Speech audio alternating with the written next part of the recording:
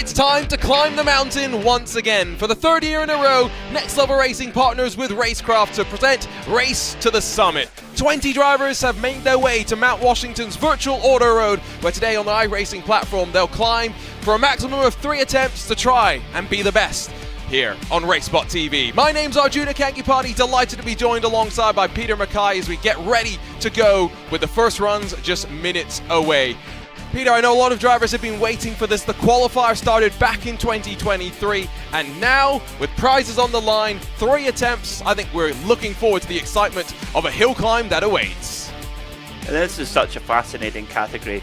of motorsport, where you're laying it down all on the line. Quite unusual to get a few goes at it. When you look at something like Pikes Peak, it's one go and that's it, but the drivers have got 3 chances, and I'm interested to see how the drivers use the strategy here. Do they go straight, straight attack all the way, or do they build up to a fast run at the end? Let's wait and see. I really think as well, when you talk about using the runs, it's fun that we're in a practice session. What does that mean, Peter? Well, unlike in the time attack qualifiers, which are set up as qualifying sessions where incident points and off tracks invalidated runs, here they can take liberties. Think back to Indy 500 qualifying. What does it mean? Well, Will Power all those years ago would have been invalidated in iRacing when he ran into the wall and kept his foot in it. Here we can see the same thing in the practice session as well. Well, at that we could well see some pretty hairy moments. These are seriously fast cars with nearly 600 horsepower, whether you're in the Ford, the Subaru or the Volkswagen Beetle. The Volkswagen Beetle might sound like a fairly serene car. This is no ordinary Volkswagen Beetle. No, definitely not. I mean, what we're talking 0 to 100 in 2.5 seconds, and that's no matter what sort of surface that you're really on. Quite mind-blowing, actually, how the brain can keep up with that. And they've all got, of course, sequential gearboxes where you're just throwing gears at it as fast as it'll go. The instant acceleration, absolutely perfect for hill climb motorsport. Don't forget that you can use the promo code RTTS for 5% off the USA store by heading to nextlevelracing.com. As we get ready to see the first driver heading out there, it's going to be Jake Robichaux that will get us underway, and he will be in that Ford Fiesta. Looking forward to seeing a Beetle and an STI as well. We've got a nice little mix, and of course, if you are returning to watching these Race to the Summits, Christian Steenberg, the defending champion, is back, trying to make it a 3-in-a-row marker. Hill climbs are also one of the things where it's not a rally, Peter. We don't have a driver reading off pace notes. It is up to the driver's memory to make their way up what is effectively 7.6 miles, 12.2 kilometers of road, mixing with tarmac and gravel as well.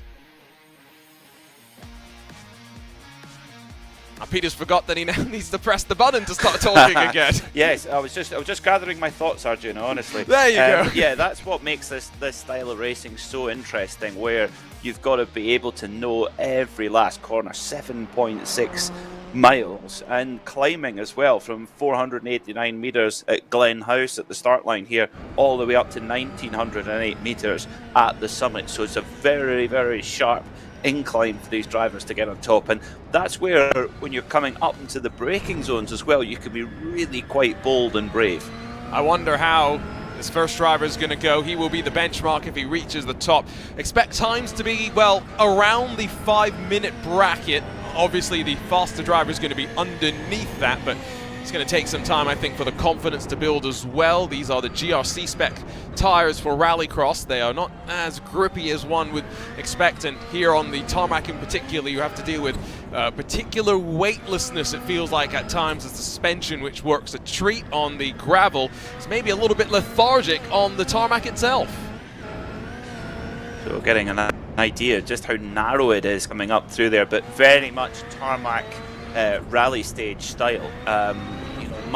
The trees much closer in than they are at, say, Pikes Peak. We'll make that reference a lot during this broadcast. But Mount Washington Hill Climb, they've been competing here long before, actually, Pikes Peak ever did. It actually predates the Indy 500 as well as Pikes Peak. The first running of this event was in 1904. It's one of the oldest racing events in the world. That is crazy. I think Jake Robichaux may have now decided that run not going as well as he would have wanted. So that's one of his 3 attempts now burned. He takes, what were we saying, the automatic reset back down the hill, and something that is great to do in the virtual world, Peter, something that you can only dream about in the real world. Yeah, so we've got the Next Level Racing Chinook helicopter, which is going to transport the cars back down to Glen House so they can start off again. That's what they're trying to reach, right up to the top of the mountain, of course, and you get that change of surface at the top, which makes it super exciting. And you look at the drivers that have won this event in recent years. It's been held 4 times since 2011. David Higgins, an incredible rally driver, both in a Subaru, was won it twice, and then Travis Pastrana, again in a Subaru, has won it the last 2 runnings. The record being a 5-minute 28.6. So we'll see if our virtual drivers can match that. I hear the second driver rolling off and away. The good thing about this race to the summit is the driver's so excited to bring us behind the scenes as well. There's a smattering of the drivers, many in virtual reality, which is really intriguing to see. We don't often get to see that at the top level of sim racing, but on the dirt oval and dirt road side of things, it's increasingly used by drivers seeking a bit more immersion. Some of them have motion simulators as well. Lindsay Hobbs is the next driver then up on deck, another one of the Fiestas that begins the climb up through the first part of the run. The Excalibur Esports number 22, who based on the information submitted, a third generation dirt driver who started racing age 10 in go-karts. I mean, he's going to be enjoying this sort of grip battle where you're always just trying to, Peter, find the grip around you. Yeah, and getting as close to that limit as possible without chucking it off into the scenery, and it's a pretty scary run up here. We're so close, and I can imagine with those virtual reality headsets, those drivers that are running them, the immersion must be incredible. You see a lot of the road drivers here on iRacing, the circuit racers, they tend to use a triple screen setup at the top level, but much more virtual reality. I wonder if that's also when you're getting around the hairpins too. You want to look around the hairpin and look up the hill where you're wanting to go. So it could well be why that's the case. So we'll see if we can get our first representative time on the board. 1 minute 31 in the first sector. See how this compares up there, or what we can set with this Fiesta. Still a long way to go. Next driver, I think, is already being released, and Sean Winkler in the number 720 will be the next driver to jump around, as Lindsay Hobbs had a moment, and, well, I think very close to disaster, as, whoa, Sean Winkler's already done with his first attempt, has taken the Chinook back to pit lane. This is a busy Chinook. I hope we've put enough fuel in it to make it up and down the mountain. So it's going to be fast and furious tonight. Lindsay Hobbs, he's still going, making his way further up the hill, climbing up towards that summit, 1,900 meters or 6,260 feet, depending what nomenclature you prefer. In seventh, off into the trees. We have, I don't think, our last crasher of the game. I mean, that's about as early as you can wreck on a run. And Sean Winkler, I mean, what do the kids say? Hashtag YOLO? Well, certainly you don't live for very long with that one. So Winkler, yeah, another run scrub. So Lindsay Hobbs can put himself in a good position early simply by just making it to the top here and getting that time there. And you can imagine how many times these drivers have done this hill climb, how many failed runs, or where they think, oh, I'm on a great run, I'm ready, I can do this, and then you get towards the top and you just make one mistake and it's all over and you've got to start again. Has gotten pretty high through the climb, I will say, and now is onto the gravel, which is where you start to feel a little bit more confident on the spec of tyre that they run. It's keeping it well within the middle of the surface as well, which is quite important because there are a couple of switchbacks here and there that you want to just keep an eye on so that you don't make a mistake like massive. that. And he's rolled off the cliff, and like Peter was saying, oh, he doesn't need the Chinook to get down. He's rolling all the way back down to Glenhouse by himself. So close. He was nearly there. He was onto the dirt section at the top. He could see the finish line almost, and a huge roll off the side there. And I think we might see a few drivers getting caught out with that transition from the pavement to the dirt, and there it is in well, all its wasn't gonna. I don't think glory is the right word. Yeah, in all its glory. Yes, much more like it. I mean, this is you don't even get to see exactly how it happened there, just the unfortunate aftermath. Yeah, not the first incident, but it's the first run. You can afford to make mistakes like this, Peter. You can't do it if it's your final run and you're still not on the board. Well, that's it. You've got to get on the board. I think you want to take the first run easy, get a number on there, and just build up from there. As Justin Robichaud is going to try and do that in the first of our Subarus. So we've seen a few wrecked Ford Fiestas already. Let's see if we can get the Subaru, of course, winner of this event for the last 4 runnings. They only hold it every 3 years, so it's a special event to be able to take part here at Mount Washington in New Hampshire. And of course it was scanned because Travis Pastrana was going off to try and compete in it once again, and iRacing and him worked together, and what a fantastic opportunity it was to add, well, something new into the mix. Robichaux is rising up steadily towards that crucial point on the track where he will transition. We can take a look on board with him, and not just at the, well, virtual reality look, but the feet dancing away on the pedals as well. That's very cool, and yeah, the heart rate monitor. That's awesome. 99 on the heart rate monitor, and I do like the retro Toyota sticker on the VR headset. Of real top marks for detail, and of course the Stormtrooper fan club as well. Yes, watching and supervising behind.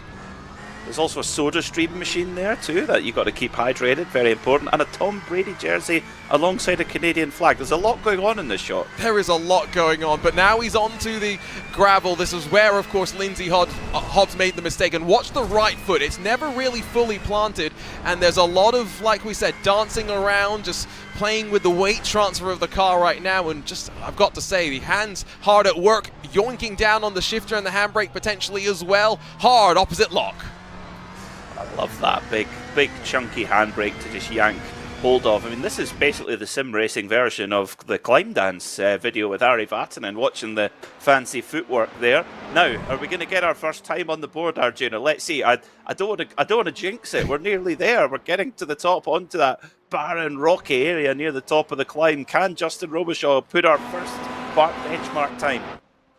He's still got, what, a good 60 seconds to go, and, well, if you get four wheels in the air and you're not pointed straight in a situation like that, it could all go wrong, but at least so far, seemingly not worried about the challenge in front of him. Two more drivers have already been released. Zach Blanche is the next driver up in the queue. Yoni Palaneva's been released as well.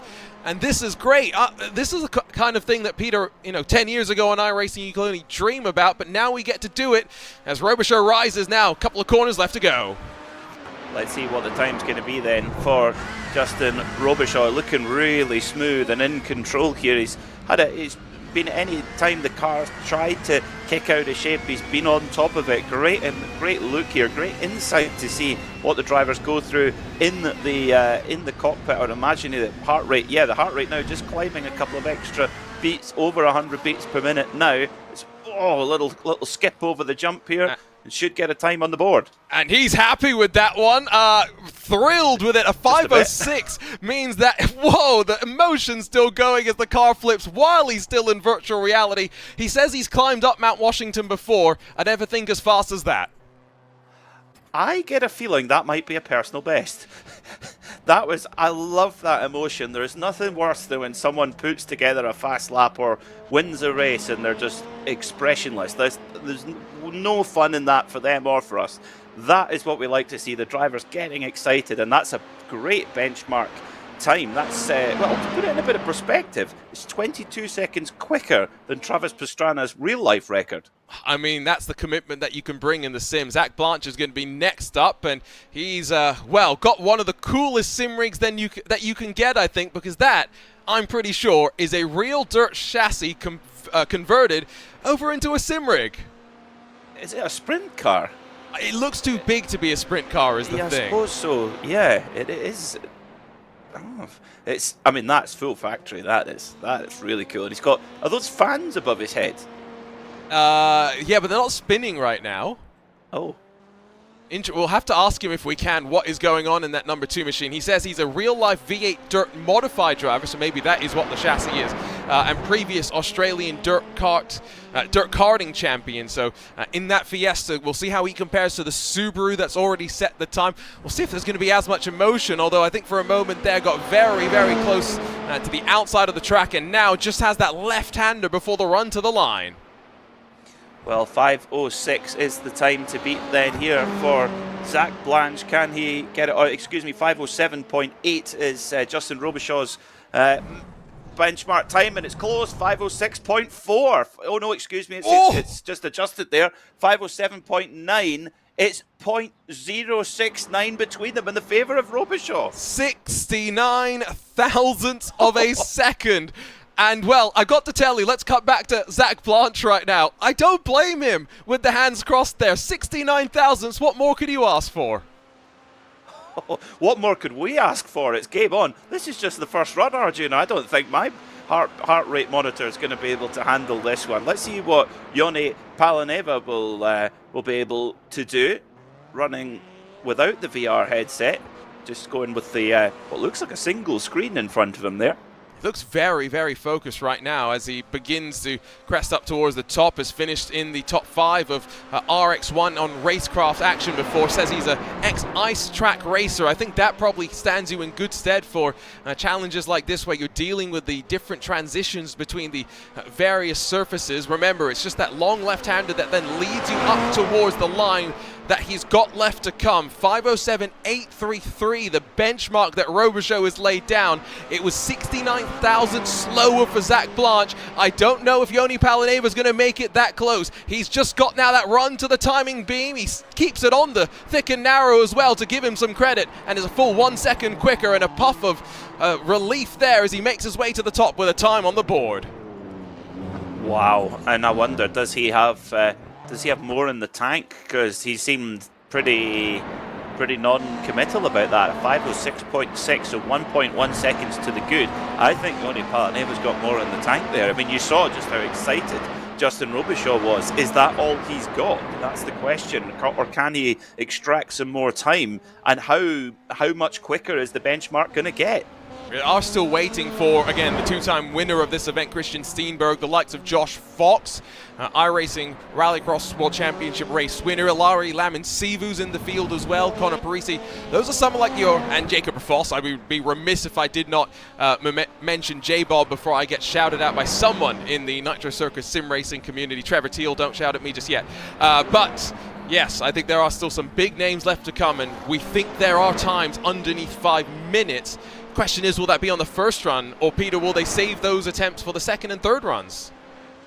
Well, maybe they've just got to go flat out every single time they're on track, because nothing less will do to really take this Race to the Summit title. Toby Ward in the number 66 Ford Fiesta, taking big risks, got the car pulling some big angles there, hopping over the jumps in that Ford Fiesta RS for Boosted Motorsport. Yeah, it's good to see Boosted Motorsport, who we've seen plenty of across different things. Augustin Duelian is running up toward the top. Stead Miller, by the way, has become the latest driver to have an issue, and so as we wait to see the latest time on the board, we take a look at the replay, but really it's just a Ford Fiesta finding its way into some trees. Not the first time we've seen it, and I doubt it will be the last. It's just a tiny error there. Just got one wheel onto the grass. It's a good job this is virtual. Wowee.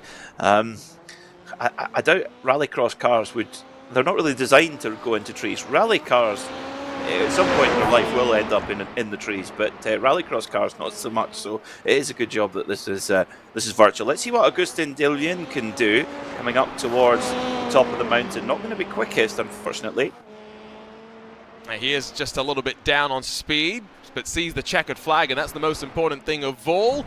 We'll give it a bit of a bounce across the line. 5:15.267, so he's down in the bottom of the ranking so far, but still with plenty of drivers to run, and at least he is on the board. Most important thing. Well, how important could that be? You know, if you're a driver, if you've got it wrong in the first run and then you make a little mistake in the second run, all of a sudden you go into the third with no time on the board, and then you don't put your best time on the board because you're just trying to safely get up the mountain. So yeah, getting one on the board early, I think there is an advantage in that. Toby Ward climbing up now, full power from nearly 600 horsepower in that Ford Fiesta RS WRC, and whoa, big nose pointing to the sky jump there too.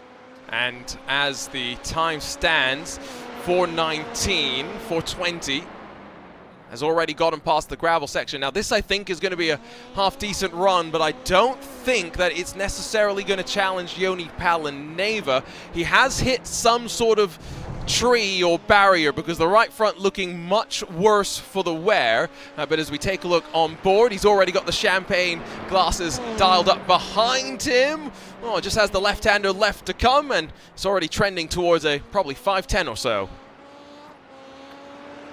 Up he comes then. The first sector was very competitive. It must be said. So he's got good pace, and like you said, he's got the champagne ready to crack open the bubbly if he's able to be the king of the hill here and win this Race to the Summit event. Up towards the line. 5:10. Well, good guess, Arjuna. Okay, the trends, you get better at it the longer we go, but I have a feeling that once we get to the really fast drivers, throw all expectations in terms of commentator predictions out the window. We'll take a look once again at two more drivers rolling out. David Schofield on the top, Francois Martel down below, and I think good to see the Beetle back out there on track. Not many of them rolling around iRacing competition, but Peter, at least there's one for us to see here today. I love it. That's just what we like to see. And actually, it should be, it should be a good hill climb car, actually, with the engine out the back. And yeah, it's, of course, got some of its origins, of course, with Porsche as well, with the rear engine, which makes it a great hill climb car as well. So I know they're a Silhouette car before you climb down my neck, but we can use our imagination at least. Onto the gravel goes David Schofield, and this is where, when we were watching the footwork of Justin Robichaud, we were just noting how the right foot was never really fully planted to the floor. It was just trying to keep it within the straight and narrow. That is right around where Lindsay Hobb had his off. Fortunately, going to be able to navigate through that and doesn't slide too far through the long right-hand hairpin, as finally back onto the tarmac as another driver in virtual reality works around. And no, the camera is the camera moving to follow him? I wonder if he's got a camera assistant who's doing some filming as he's driving along, quite possibly. But you can see how much of a kickback there is from the steering wheel. Really firm force feedback to get that full experience of what it's been like wrestling one of these cars up the hill here at Mount Washington. You can see you're just flat to the boards all the way through here, trying to just be as brave as you can, and then when it comes to a braking zone, be as late and deep on the brakes as possible. Interestingly, I didn't go for a jab on the handbrake, just wanted to keep it nice and clean and tidy. Whatever camera assistant there is, for some reason it decided the focus initially should be on the wheel, and now we get the full run. Just has the left-hander to come, I think, before that run to the line, so winding through still, not trending to Yoni Palaneva's time, but handbrake, I think, one of those things that, especially here on iRacing, drivers tend to caution against it more than advise people to go rushing into ill-advised locking of the rear tires. Here's the left-hander, though, that brings you on that run to the line. Again, a 5:06.676 is the benchmark that Palaneva has set. It's going to be closer than I thought it would be. The checkered flag flies, and it's a 5:05.800. It ends up being actually 3/10 slower, but for a second, I thought it was faster. Oh, good run, though, there. From David Schofield in the number 27 Subaru 507.0. Now, read into this what you will. We have 3 Subarus at the top. Yes, but we only have 6 times. True. It's but that's 3-0 to the Subaru then. The reason why I say that is because we now have 2 favorites, I think, heading out on track. Yes, Francois Martel is up towards the gravel section, so he's almost done. But this is a feisty young man, Jacob Rafoss, out of the Nitro Circus sim racing team. The fact that he's gone for the Fiesta, I think, is a bit of a statement. He has won many championships in the Subaru STI across a rallycross competition, and defending champion Christian Steenberg is back and ready to go once again, trying to make it 3 in a row. He is also in the Fiesta, and so that's why I say, at least for now, Peter. Okay, well, the Beetle's just going to blow them all off the mountain anyway, so let's see how much the Beetle's going to win. Oh no, oh, but that might be that. You know how you're saying you believe in the commentator's curse?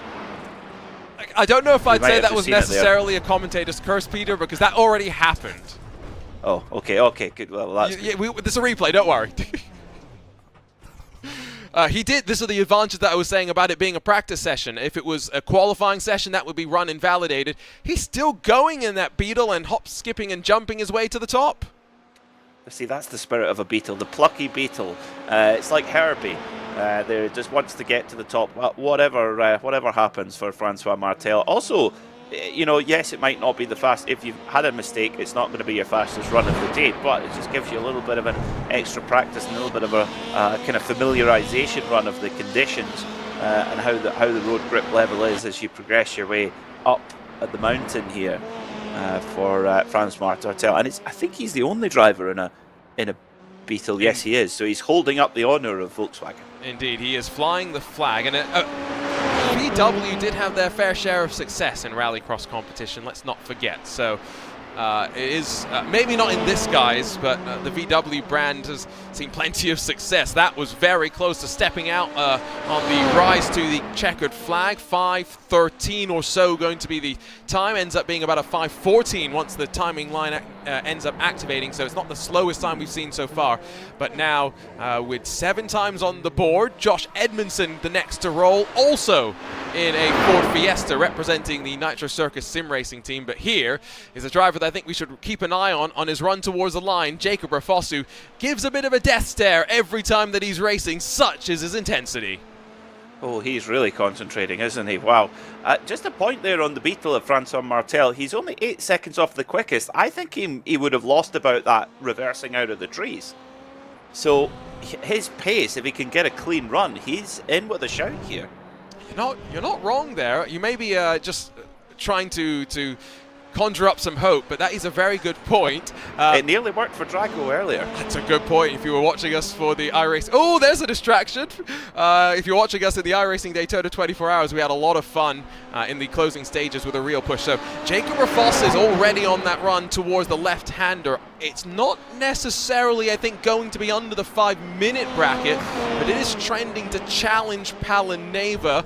Again, I think I'm about to be proven wrong, though. Is that a commentator's curse? No, it's just Arjuna not knowing what he's talking about. It's going to be a 4:57, so it isn't going to be the fastest time that we've seen in a race to the summit, but it's a great benchmark for the first of 3 attempts. Jacob Rafos has just gone 8.8 seconds faster than anybody.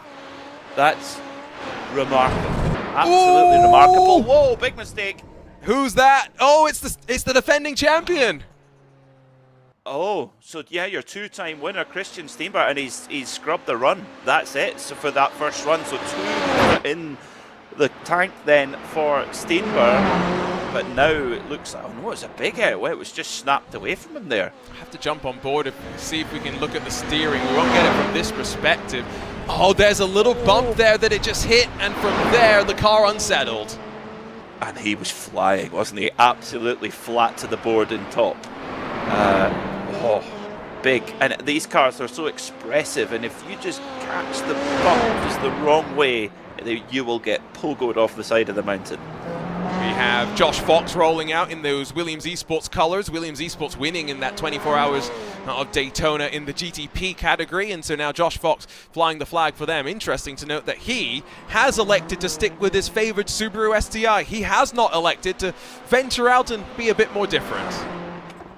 Well, stick with what you know. I think that the Subaru is a really good package. It's just got that slightly longer wheelbase, which could make it a little bit more stable in the fast stuff. So let's see how it works out then for Josh Fox, and what Josh Edmondson can do likewise in the Nitro Circus Fiesta RS WRC. Of course, it's slightly shorter wheelbase, so maybe a little bit better in the slower, more technical stuff on the change of direction. Yeah, and these are 2 high-caliber drivers really pushing it.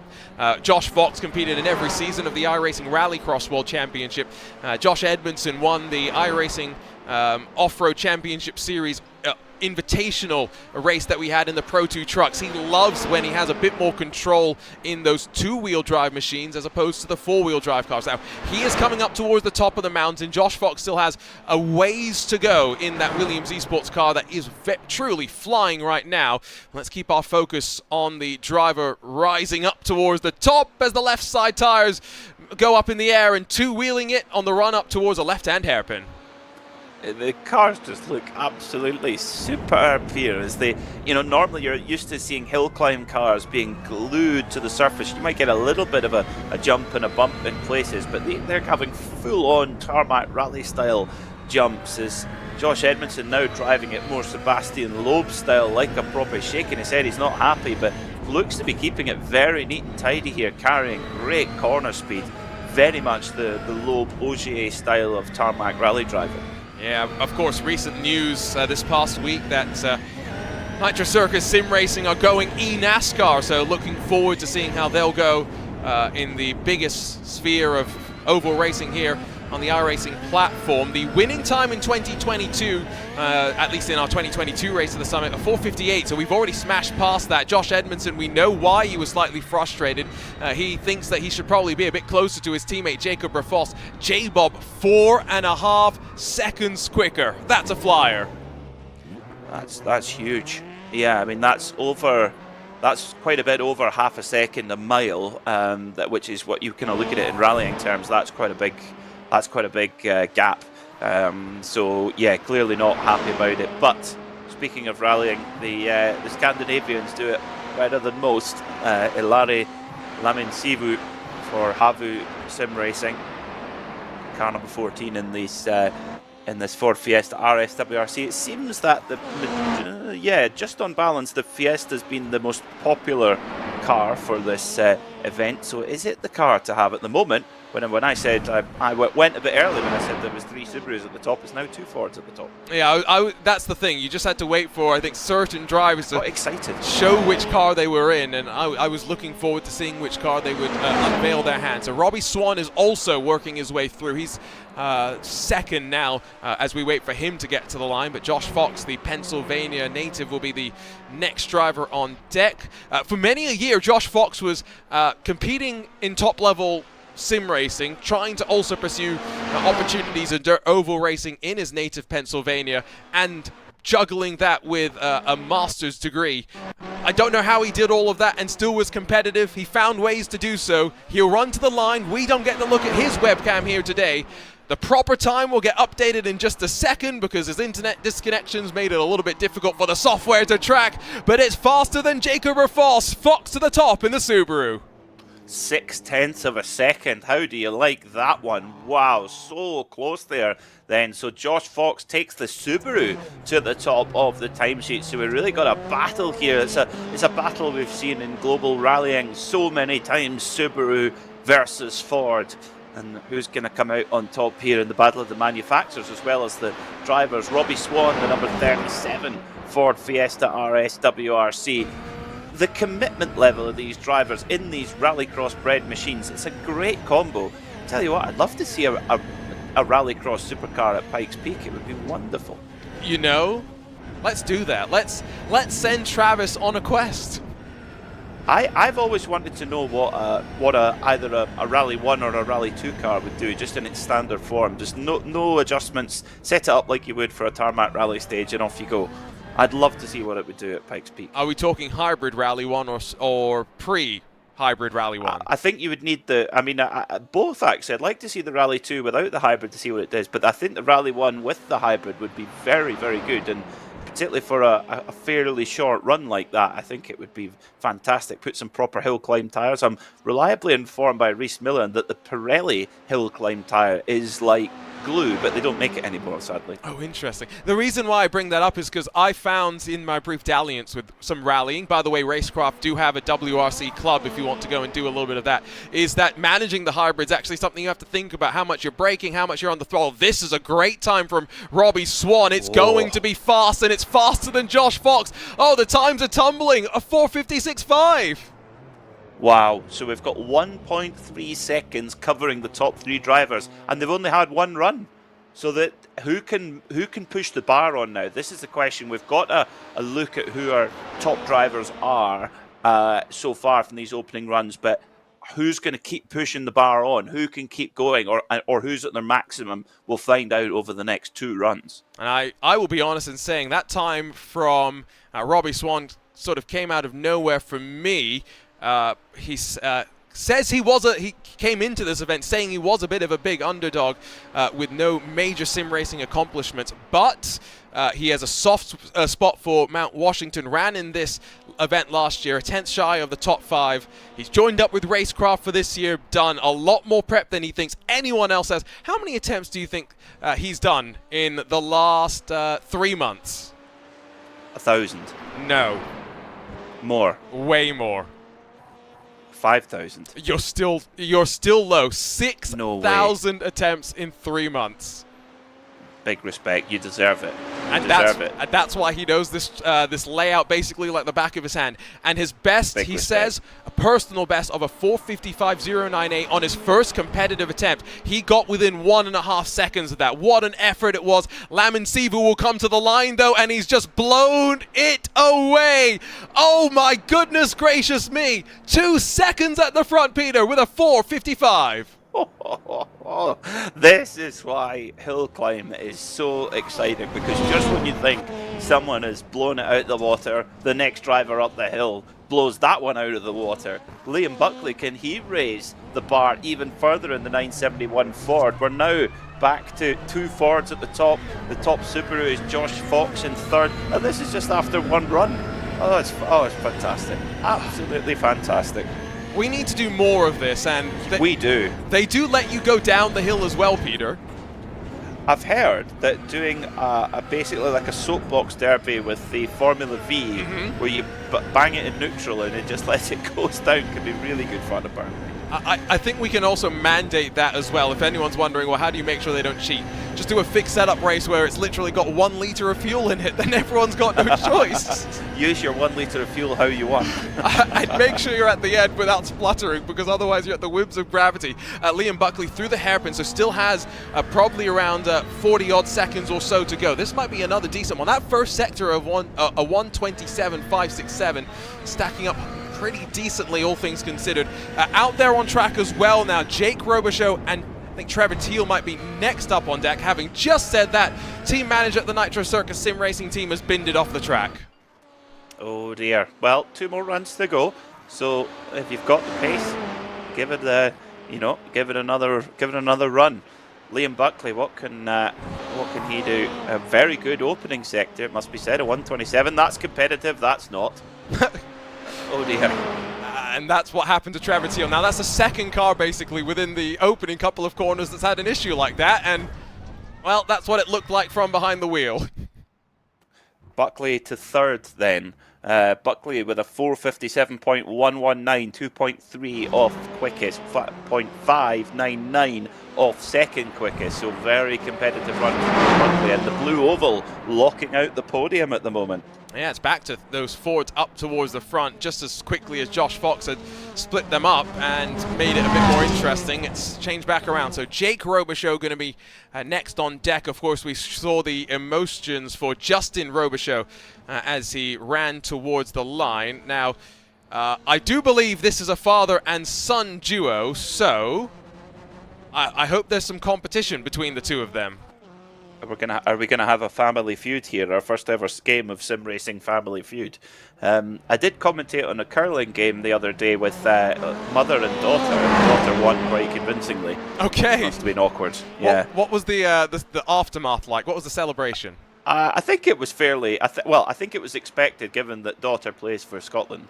Okay. And yeah, so it maybe wasn't a fair matchup. But if Jake Robichaux's rig is anything to go by, he's got it in the bag. I mean, the seat, I want to know what car that seat has come out of, because that is cool. That's not a bucket seat like many sim racers are doing. That's a proper car seat for comfort, and I respect you for that choice. He's in VR as well. Don't forget, if you're liking some of these rigs and you're thinking, oh, I have some inspiration, you can get 5% off the USA store of the Next Level Racing website by heading over to nextlevelracing.com using the promo code RTTS. And so a big shout out to our friends at Next Level Racing for helping us to put this on. The Slaypex 8 racing machine, that is one of the best team names, by the way, in the history of sim racing, slays its way up towards the top, Peter. No comment. that certainly has a slightly different connotation, certainly where I'm from. I'm not sure if it does in the other side of the Atlantic. But let's see what the run is going to be for Jake Robichaud. Didn't quite get it to the top of the mountain on the first run. What can it be here in the number 69 Ford coming up towards the checker? Again, the first time on the board for these second runs. 5 minute 40.0, 41.4. There's a little delay there. 5:41.4, the final confirmed time. It is a little bit weird, right? That little jump. We have to get used to it. So now we know if it reads 454 at the line, then it's probably going to be too slow to pip Ilari Lamansivu. That's kind of the way to go with it. So now, like Peter mentioned, we're into the second run for the drivers, and suddenly Lindsay Hobbs, who was seemingly on course to become the first driver to put a time on the board, still on the tarmac for the time being, but surely not far away from reaching the here we go, in fact right on cue, hits the gravel where he made the mistake in his first attempt. So Kate, a much better run of things now here for Justin Robichaud in car number, Lindsay Hobbs in car number 22. Also he's in the Ford for Excalibur Esports, hoping to get a time on the board here and see where he can match up. Great traction actually coming through there, through the loose and then back onto the tarmac again, and really rattling up the gearbox.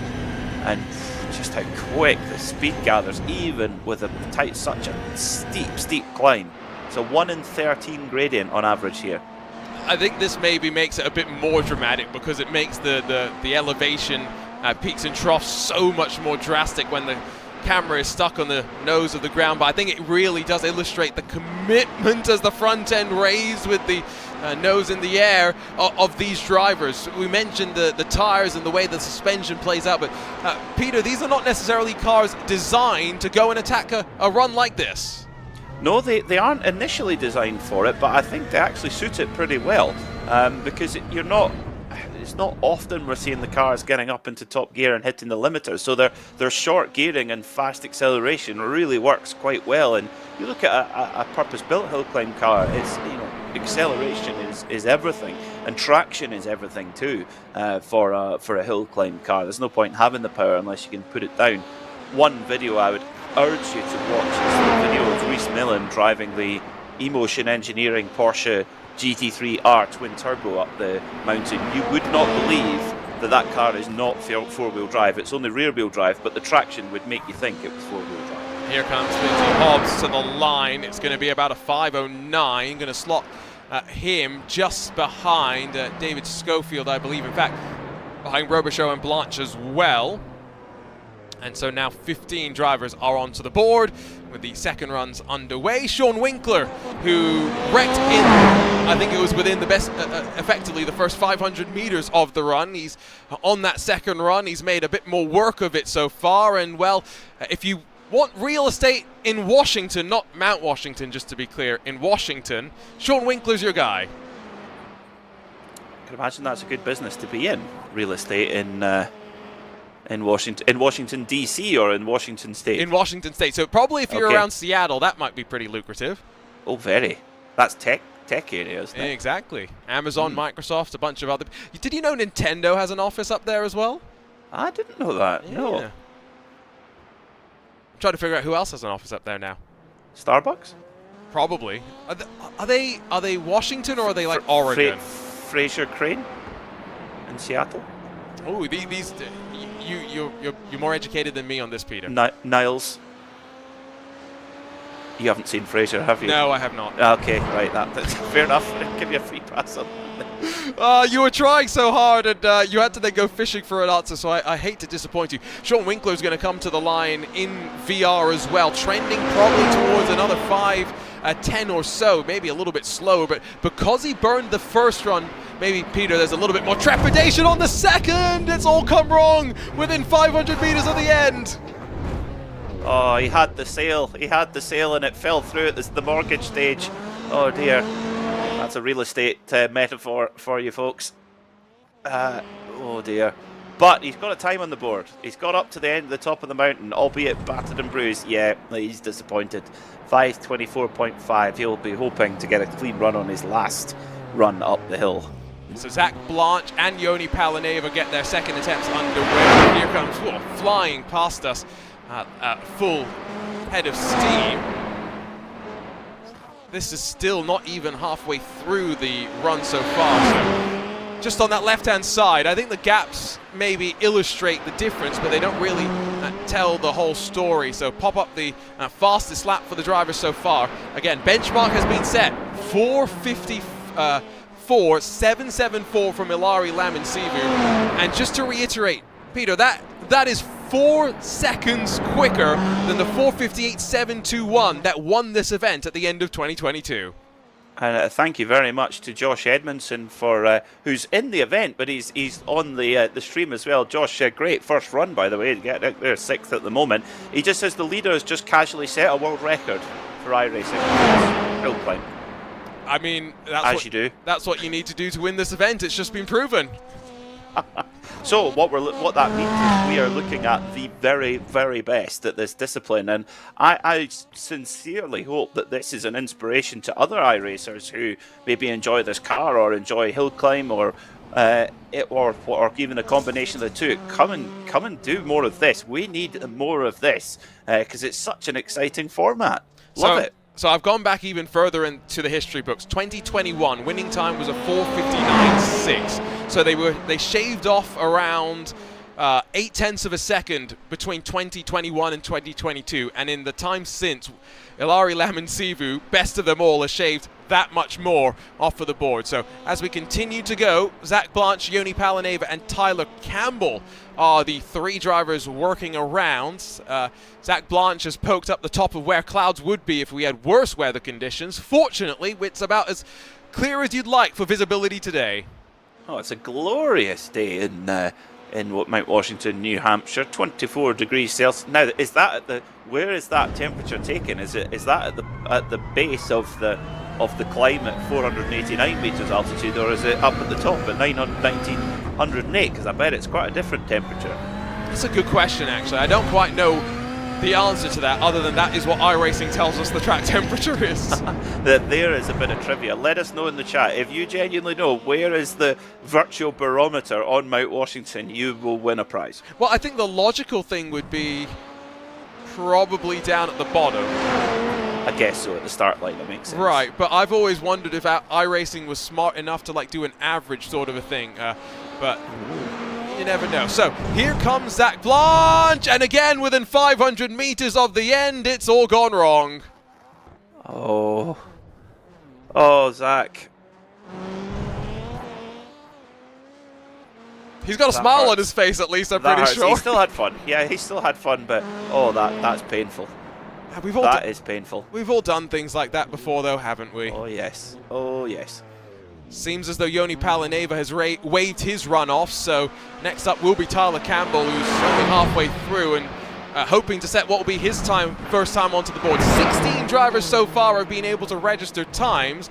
Still waiting for 6 drivers, and I think we do have a late addition potentially into the running. We're going to have to see how it plays out. Cam Peterson's added some more factoids into the RaceSpotTV chat. Big Cam himself. Top 5 have beaten last year's winning run on their first attempt. The game has been moved on. I mean, if you've got drivers putting 6,000 practice runs in, no wonder we're reaching these levels of performance. I doff my cap at the commitment. Top marks.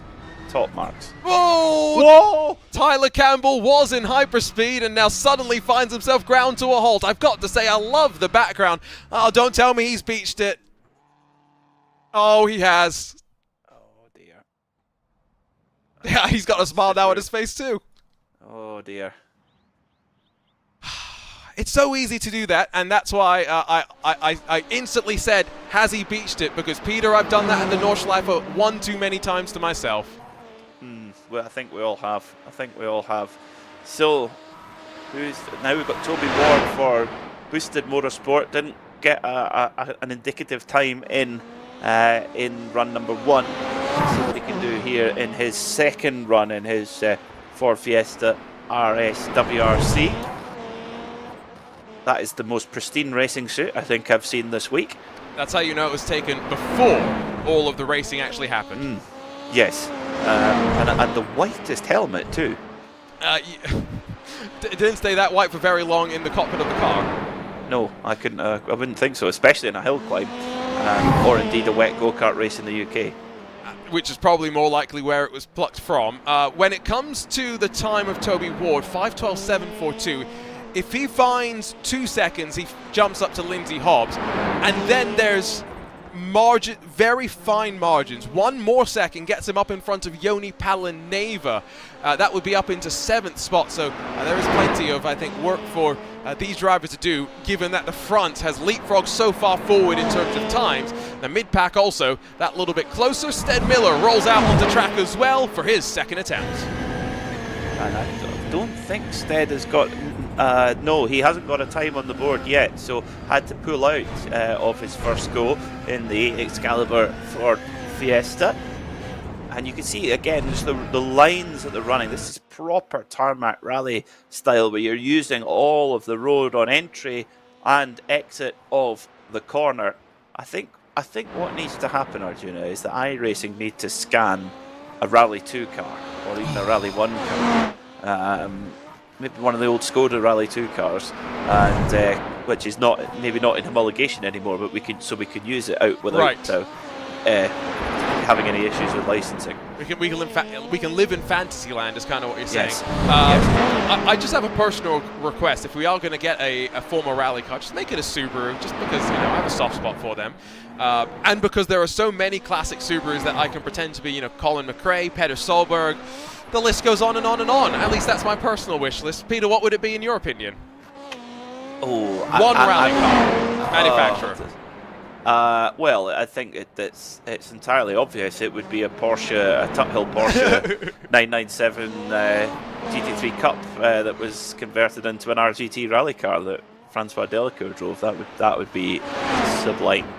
See, you're just more skilled than me at the rally, and I would never trust myself with a rear-wheel drive rally car. Toby Ward onto the gravel, where he's fortunately not in a rear-wheel car machine, where the rear end of the car sometimes can pendulum around on you quite a lot. Although, I guess if that's what your driving style likes, that's why some people liked that back in the day.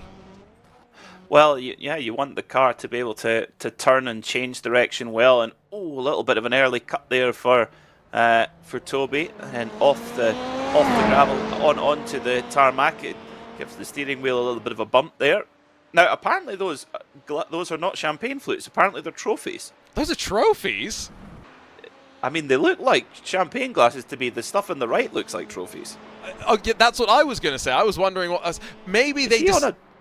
Sorry, is he on a swivelly desk chair? He might actually be. That's not a very stable chair, is it? He's not happy with himself right now. What I will say is, I've now just had an idea for the future if I ever run a motorsport series. No trophies. Instead, I give you the glass on the podium. You have to fill it with champagne. Quite right. And that glass is your shoe.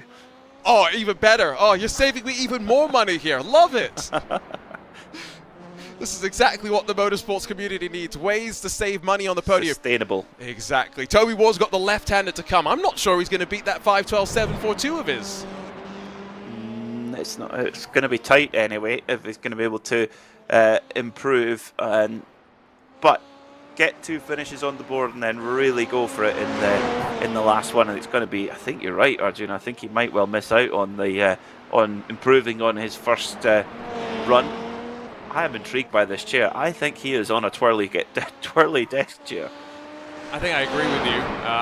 Hopefully we get to talk to some of these drivers in between their runs. They're more than willing to, to come and chat with us. He does actually improve, so Toby Ward with a 5:09.846 jumps up into 11th, and now we'll take the Next Level Racing Chinook helicopter back down to the bottom as the Volkswagen Beetle rolls back out. Now, there have been a couple more incidents while we've been enjoying cleaner runs up towards the top, so let's check in first with the Subaru of David Schofield. So the Beetle is... that's That's a deformed Subaru off the road there. This is how it happened. Just carries that little bit too much speed, catches the banking just and into the trees and a dead stop. But all eyes on the mighty Beetle, the sole Beetle in the contest. As we see, one of the other machines have a massive incident where it all went wrong and whoopsie daisy. That was Connor Parisi that had that big moment in his Fiesta, so that finds him in some trouble.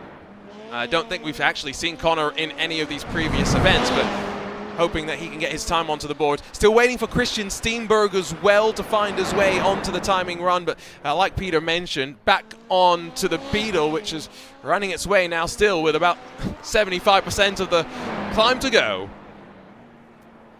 It just looks fantastic, that machine there. You can see how much the driver's got to work hard to keep the car on the straight and narrow. Being a rallycross car, it's quite an expressive machine. It really does pitch and roll, and as you go through the corners, you've got to manage that body roll quite significantly. And then it's got so much power that when you put the power down, the car squats, and you almost feel like the car's going to do a wheelie on you as you head up the hill. But Francois Martel really grabbing the scruff of the neck of this Beetle here, and we thought without that incident in his first run, he'd put a pretty competitive time on the board. So let's see if he can do that here on this second run. I'm pretty sure he would have inserted himself probably between Palaneva and Edmondson, so probably 7th position, but yeah, still has to work his way through. The one thing that you will obviously note as well is, even though these are open setup events, so the drivers have had the ability to dial in the gear ranges just a little bit more, because it's a rallycross car, you want it to get off the line pretty quickly, so acceleration going up through the gears is important. Spend a lot more time, Peter, in 4th, 5th and 6th gear than anything else. That's a classic rallycross car, and even just being able to put the power down as well. Oh, well held. Oh, bravo. Save of the day? Question mark? Oh yeah, I think fair. Wow, that nearly was an aeroplane crash. And after the slight moment earlier, I do have to kind of ask the question, how well balanced is that Beetle really? We talk about it, having equal distribution probably across of each of the wheels, but, with all of the different bumps that you have here, if your suspension setup isn't dialed in, just one bad bump can really send you for a ride. I think it will need a lot of dialing in. I will concede that about the beloved Beetle. For this type of running, it will need really optimised as our next runner heads up onto the mountain, facing up to 7.6 miles. Now, we mentioned some of the previous winners of both in the virtual world, twice Christian Steenberg and also Travis Pastrana, David Higgins in the outdoor world. But back in 1956, it was by far and away the coolest win, because Carroll Shelby won the race. Or won the event in a Ferrari 375 GP with a 4.5 litre engine. I mean, there's not many cooler cars than that, I think, that you could probably take into a hill climb. That's also what makes these events so unique, is the machines that sometimes people take to them and build specifically for the climbs. You're obviously trying to deal with, in the case of certain events, the higher you up you go, the engine has to compensate for the lack of oxygen that's sometimes fed into it, so keep that in mind. Garrett Maines, he's out on track in that Smithfield Fiesta, finished 2nd in the event, pipped by Steenberg with the final run. The winning margin at the end, less than 0.02 of a second, and given that the benchmarkers move so much further forward, Peter, I think his first run, which is now I think technically his second run because he's already missed the slots for the first run, I don't think they're going to give him an extra run for free, if you know what I'm saying. I think there's a bit more pressure on him here to make sure he gets something decent onto that left-hand side. Yeah, he's got 2 goes at this as Garrett Maines, and yeah, just scratch that first one. So got to get on with it. Two corners for the end. Francois Martel is full attack, just making that Beetle go as quick as it'll go.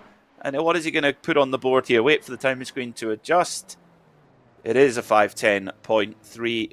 Oh.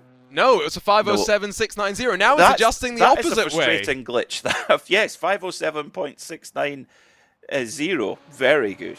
I agree with Peter that doesn't make it easy, does it, to try and figure out what's going on when we were trying to add a magic multiplier at the end of the lap on top, and now we're trying to subtract it.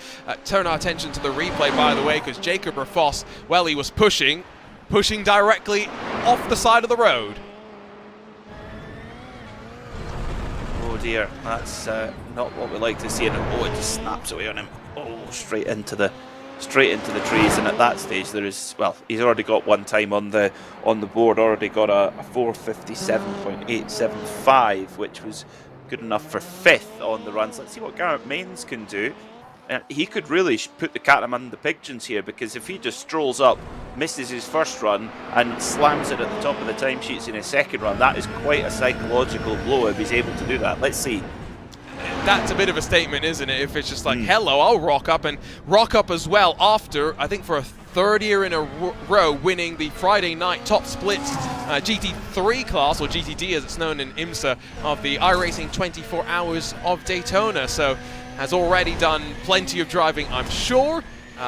If that's a 2-man effort, 12 hours of driving across 24, that doesn't leave much time for sleep. No, it doesn't. That's quite remarkable. Oh! That's not. Oh! And the Chinook takes him straight back down. That's a long way down from there. So it'll be one and done then for Garrett Mains. Puts the pressure on, doesn't it? To be honest, I think in this format, I don't think you can do it on one run. I think you've got to put so much risk in to put these times in, knowing that if you get it wrong, you do have another go. I think if you're just making one big run for the title, I just don't know if that's going to be enough. Let's see. And to your point, is that kind of why Ilari Laminsivu maybe went so fast? Because in some ways, with that first run, you have less pressure because you know you've got those extra opportunities. He could be a little bit more free, could be a little bit more flowing, and when you are in that spot where you're not worried about the time, things usually go more right for you than wrong. Yeah, I think it maybe just concentrated on hitting his marks, and with the amount of preparation that's being done by these top drivers, you know exactly what the deal is in terms of which corners you can go fast. Look at this commitment on the bumper cam here from Christian Steenberg, your 2-time winner of this event, running the Formula style wheel, so like kind of almost like a Formula 1 style steering wheel, not a rally style wheel, and he is absolutely glued focus as he heads his way up the hill. This could be a good time. It is unusual to see drivers with the Formula rim. Gives you a little less control if you need to go hand over hand, but I guess that's the goal, not to go hand over hand.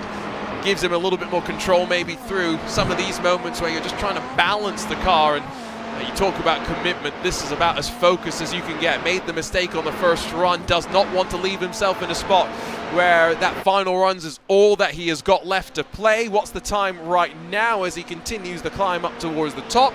It's a 4:06. I'm going to go out on a limb here and say it's trending decently as he yoinks it past the hairpin.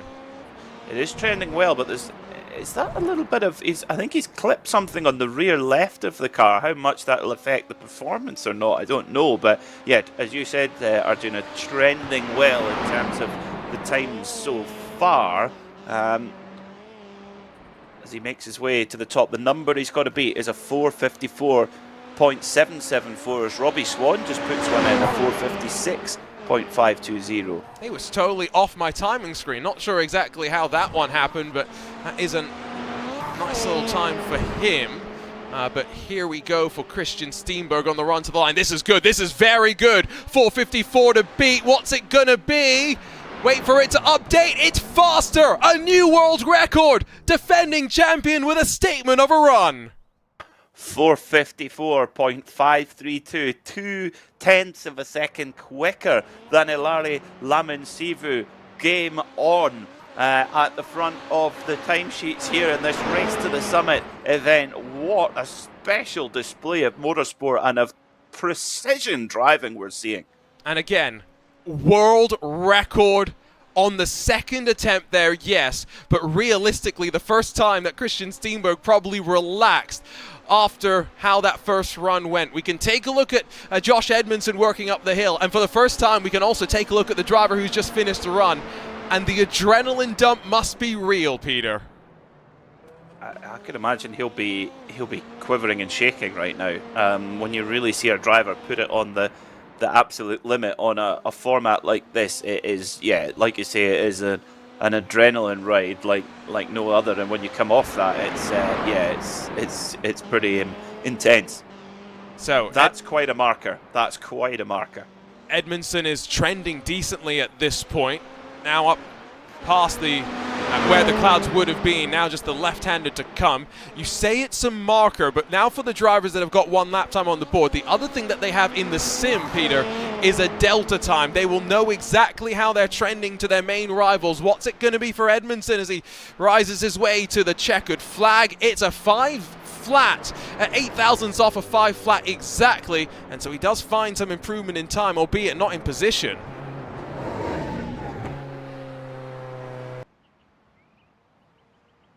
So as we now wait for the next drivers to continue working their way on forward, I had said that maybe we could get the chance to talk to some of the drivers.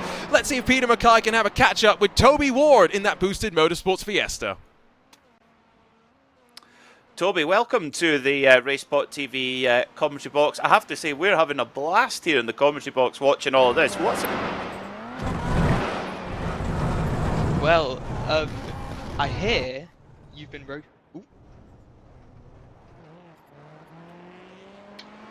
Go ahead, Toby. Oh, can you hear me now? Yep, yeah. Oh, sorry about that. Yeah, it's very difficult doing these hill climbs, you know? Like, you've only got 3 runs, and you really have to build yourself into it. We didn't actually know what conditions would be like out on the mountain ahead of time, so you kind of just had to take a bit of a guess. So that's why the first couple of runs have been a bit slow. Little bit frustrated with myself. I know I can go under the 5:06 mark. I have done so in practice, so I definitely want to try and get that sorted out.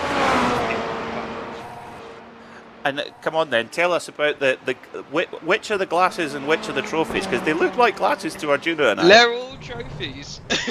Strange looking trophies. If you do hill climb racing in the UK, you tend to get given either wine glasses or pint glasses, which I'm quite a fan of, honestly. It's definitely something a bit different to your normal trophies.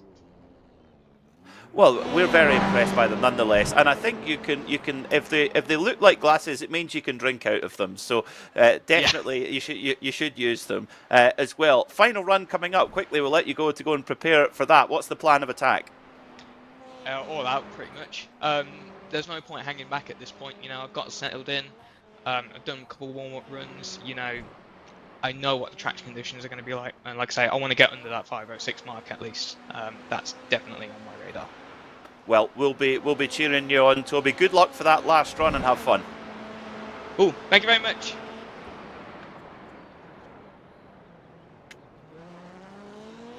Nice to catch up. So there you go. They're all trophies. They are trophies, and again, like I said, my motorsport series in the future in the real world now has a budget item that has been stricken from the record.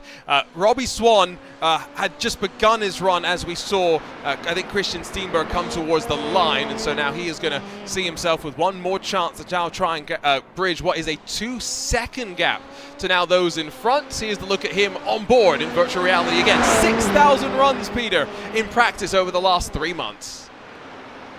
This deserves every bit of speed with that level of preparation. I mean, that's immense. Let's see what the time is. No, this is not even close to an improvement there. So it's going to have to come down to the last run then for Robbie Swan. 4:56.520, his best up to now. He's got the pace to have. He can find another couple of seconds, I think, with that level of preparation. I'm trying to do the maths. 3 months, 6,000. That's 2,000 a month. So he's doing Couple of like days. 70 runs a day. Okay, that sounds a bit over-exaggerated now that you've read it like hold that. Well, you go off and do the math. I'll just say that as he went to the line, keep an eye on the timing. It does seem to take a second for it to update at the line before things get properly calculated. So Robbie Swan actually was only a couple of seconds off, but no improvement on his first run. He gets one more chance with which to improve. And I think that's going to be somewhat of the situation that we're in here as well, with Alari Lamansivu in the Havu Racing Ford Fiesta as he works his way now on the tarmac in that final sector. Liam Buckley and Jake Robichaux on track as well. So we're already, I think, into the third and final set of runs for some of the drivers. This event is really flying past, and we're having a ball with it as well, aren't we, Peter? Oh, having so much fun. I think we need to do much more of this here on RaceSpotTV and indeed on the iRacing platform. Now, Alari Lamansivu was fastest in the first run. Can he improve on his already incredible benchmark? Over the line he comes, 454.774 to beat. It's not an improvement. It is! It's a 454.120! It's a new world record! That's 3 now in a row here today! It said 5 minutes flat for me. This timing screen is doing my head in. 454.1. He's so fast, he's breaking the timing screen.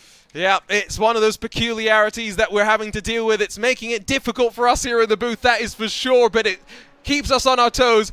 It's keeping us even more excited, I think, Peter, because I'm waiting on a delay, and as soon as the time updates, I'm going off like a firework.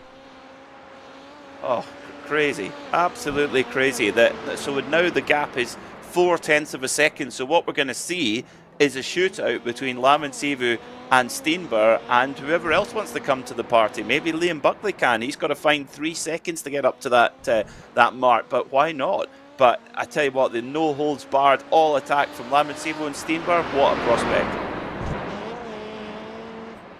So here comes Liam Buckley with a 4:57. Again, that time would have been good enough to win last year. Now it's not good enough to be on the podium screen. That is the difference that we are dealing with. Second run for him, of course, looks quite comfortable. Up towards the line now. Checkered flag will be in sight, and again, we'll have to wait and see what the time's going to update to read. Don't think it was going to be a 5:04. Indeed, updates to a 4:56.855. Not faster than the top 3, but just a little bit closer. And that's going to build the confidence as well. If you're going quicker with every run, that sets you up for that final charge to up the hill. Wow, what a prospect! Oh, a bit of a mistake there from Robichaux. That's frustrating. That is frustrating. That just those little errors can just sap the confidence away as you climb up the hill. But the Slapex racing machine is still at least pointed in the right direction, and given that right now Robichaux, I think, is just looking to try and improve marginally on the time. As long as he can stay out of trouble, that's going to be the important thing. In the battle of the Robichauxs, by the way, Jake slightly behind Justin, and I'm sure as well at the conclusion of this one there's going to be some family banter between the two. Well, it looks like it's going in the favour of Junior at the moment, but still plenty to go on this this last run then for Jake Robichaux, sitting 17th on the timing screen at the moment. But I tell you what, just what a prospect this is. Lamansivu versus Steenber, plus maybe Swan, maybe Buckley into that conversation. But those top two, the level they've gone to keep breaking the world record one after the other. Wow. Prediction time. One more run to go. Margin between them, it doesn't make a difference. It's a over a run like that, it's one mistake around the run. Lamansivu or Steenberg, who do you think has enough to come out on top? Impossible to call. Flip the coin? Impossible. Yeah, flip a coin. Yeah, it's that close. I think it's who gets the. I think clearly they're both on that just alien level of ability. I think it's just going to be who strings the best run together at the end of the day. They're both so closely matched. Again, our apologies for some of the weird confusion with timing. We're doing our best to try and figure out what's going on as we see Jake Robichaux, who's going to run his way to the line and finish up that second run. So that's all the second runs now done as he drifts his way at the end. That's his third. Is that his third or second? I thought he was... Yeah, it's because he was first on the run. So this is the first of the third runs now. Oh, you're right. I thought Justin was the first of the third runs. You are correct. So Sean Winkler now going to be the second of the third runs, right? Yes. So we're now fully on to the third runs. Our second runs are finished, and we're talking a lot about runs. It's like we're at the doctor or something. Or we're athletes, which I can promise you, I'm definitely not someone who's going for a run after this. Me neither. No, I will be going to sleep after this. The only type of run that I think Peter would approve of is a whiskey run. Correct. Yes, quite right. Sean Winkler, he wants a run of deals, a run of sales in his. I'm just going to see the name. It's Real Broker LLC. There you go. I mean, he's got the phone number up there as well. Yeah. So if you want to really, as he gets the windshield wipers going, transitioning back onto the tarmac, if you really want to get into the Washington real estate market, then Sean Winkler's your guy. He is. He's climbs mountains by night and sells houses by day. Can you imagine printing that on your business card? I dare. Sean, if you're watching this back, I dare you. Do it. Oh, I mean, of all the things that real estate brokers probably say, that can't be the most cliche thing. The only thing faster than my deal making is my rally car. Oh, there you go. You got to print that on a bus stop with a picture of your rally car as well. Yeah, you see, we are marketing geniuses here. Oh yeah, at RaceSpotTV. Idea factory. Tyler Campbell's just said that he woke up 30 minutes before the event. That's suboptimal. That's not. Can you imagine being woken up from a deep slumber and being told that you have to climb up the entirety of Mount Washington? Not the best preparation. You need a couple of strong coffees before you get going. That Sebastian Loeb, he is, if he doesn't have about 3 or 4 espressos and strong ones at that before he goes out in the rally car, he's just not on full form. He has that big hit of caffeine, and it seems to work for him. So maybe that's what you need if you've just rolled out of bed. Here he comes up towards the top of the track. So he's going to get another time onto the board, and again, we're going to have to wait to see exactly what the time is going to be. So wait for the gremlins to work in the background. Winkler's maybe not too happy with it, but it is a 5:12.176. And that's quite a big improvement. He was a 5:24 on his second run, so great stuff there, Sean Winkler. Good run for the last go up the hill. So now we get to Justin Robichaux, and I just want to remind you how excited he was when he came across the line. We want more emotion like that in the world of sim racing, please. Yes, we do. This is a lesson to all sim racers. The heart rate's going up again. It never really, it just crept over 100 on his first run. Well, it's up 108 now and climbing, so that it really feels like he might well be on a run here in his Subaru. His heart rate has climbed up a little bit. What was it the last time? It was 90 something. Now it's up to 109. 99. Yeah, 99, 100. So it's definitely more so.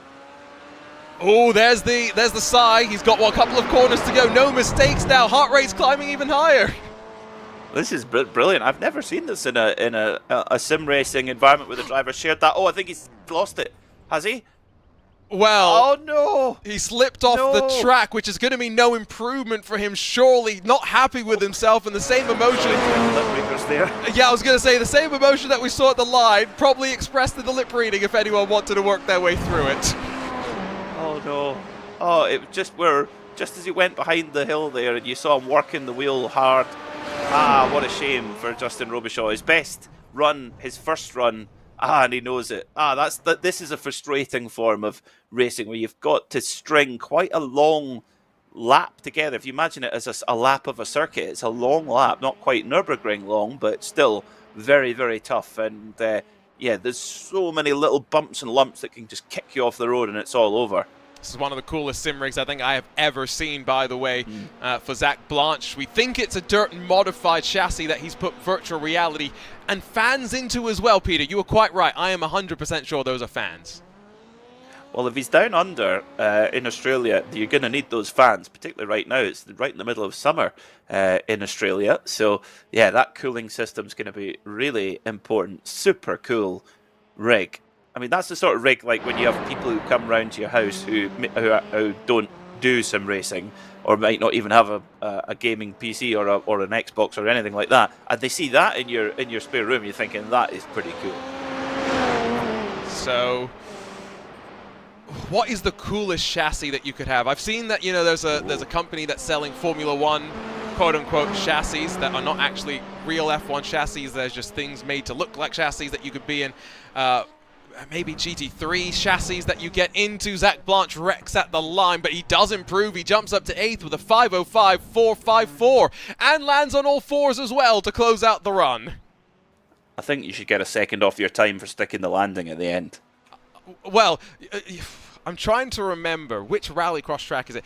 So Circuit de Barcelona Catalunya, we have the IRX iRacing configuration of it, where the start-finish line, Peter, is slightly offset from where it is in real world. So you can't really use the same analogy, same comparison to the track that maybe you're thinking of in your head. But the way that you finish there is you basically are coming around to where the final sector is of the Grand Prix layout, and the chicane that was added for Formula 1 is the Joker lap. And so people, what they do, the start-finish line is basically right on the exit of that corner. Instead of taking the corner normally, they just drive basically straight through the gantry to get the fastest time they can. You can't beat sim racers for finding little tricks and exploits from time to time. They seem to be able to explore and find these little nuances to get an advantage over the other. Yoni Palaneva, one of our Finnish drivers. We've got a Finn on the top of the timesheets right now. 5:06.6, the best so far for Palaneva. Over the line he goes. What's the time going to be?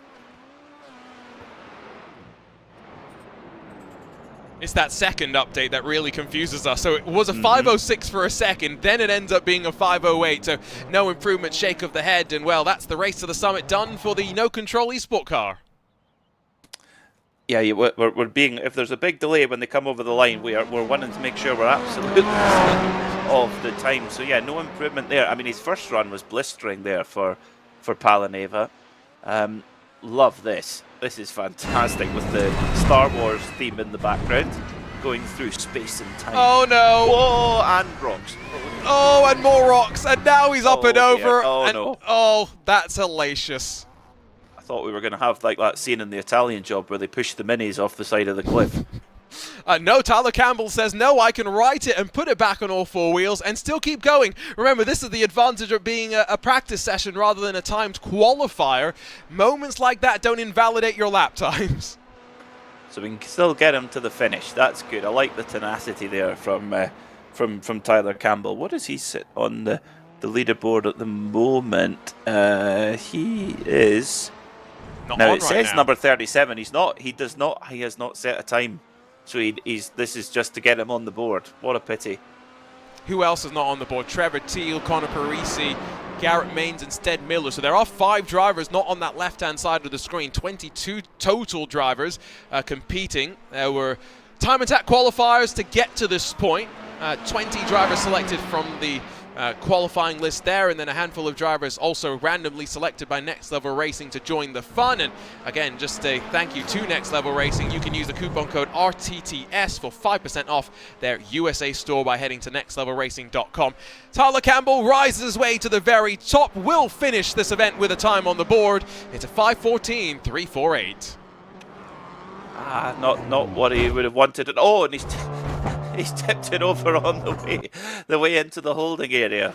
Kind of sums up the day, unfortunately, for Tyler Campbell, but I'm sure he's enjoyed it nonetheless. Now, Augustin Deluin running the virtual reality headset here in his Ford Fiesta RS WRC. Sitting 17th right now, 5 minutes and 15 seconds is best. Wanting to improve that and move up the order here. Now, have you noticed something, Peter, about his webcam? Well, there's It's two rather things. fuzzy. Well, is it a Nokia 3310? That's a good question, but no, it's very out of focus though. But B, more importantly, he has made his bed for us. Now, top marks for that. Yeah, even Zach Campbell didn't make his bed for us in the iRacing 24 Hours of Daytona, but to be fair, he also was going on about 2 hours of sleep after being up for about 24 hours, so we will give him just a little bit of leeway. Deluin, as mentioned, with that 5:15.267, will be looking for some improvement, has gotten to the very top of the track without too much drama so far. Most of the cars, Peter, have got through without any sort of damage, which has been good to see. They're getting the hang of this as we head through. Oh, big moment there at the last corner for Deluin as he comes up towards the checkered flag. Full commitment, massive commitment. Down the mountain he goes. Now, Is it a 5:08.226? Confirmation coming in for that. He wasn't happy with it still. You saw the Yes. hand go up in the air. I can't imagine why. That was not a bad run. I would be thrilled with a 5:08 personally. I'd be happy with a 6:08. The pace here is amazing, and the amount of practice runs required to learn the course and get the maximum out. Now, Toby Ward, we spoke to him a little moment ago, not had a great run of things, and he just, going for it, full attack now in this last run in the boosted Ford. And apparently those are trophies behind. And again, just a reminder. They're definitely cups. Like, clearly he was in a racing series where the organizer has saved some money.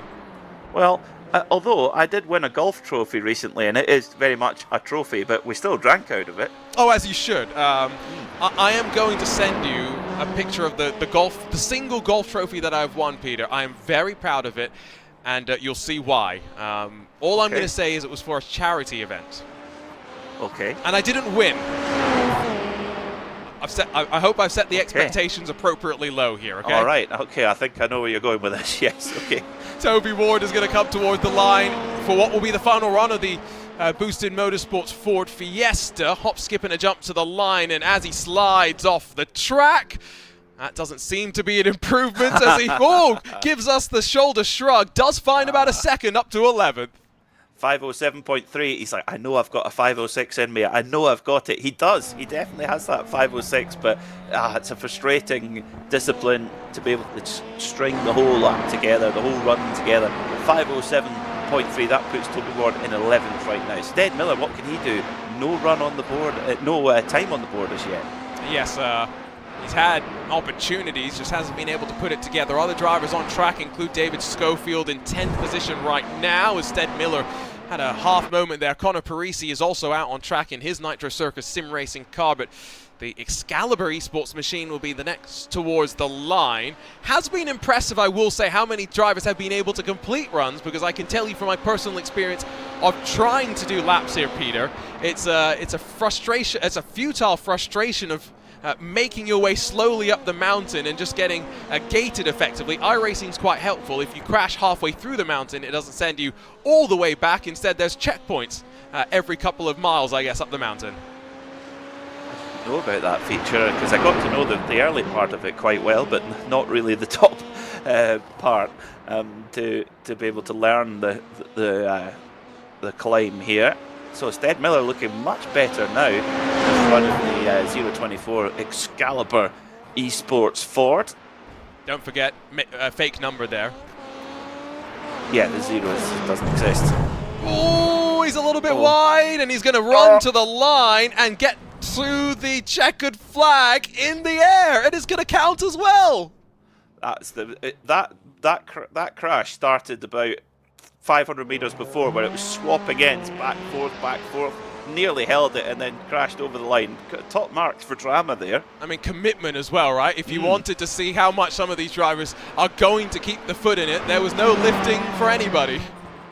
Nope, there was, no tomorrow there. 5:07 flat then for Stead Miller. And yeah, here we go. Oh, does he stick the landing? Yes. To be fair, we've seen, 3 or 4 crashes like that, and they've all stuck the landing, there it goes, it's gone. Oh! I mean, just iron nerves from the 4 fans standing there watching. I mean, rally fans are a different breed, aren't they? They should have bobble hat. They're not really proper rally fans unless they have bobble hats. That needs to go in at the next build above all else. Proper attire at the top of the mountain. Yeah. Forget rain. We need bobble hats.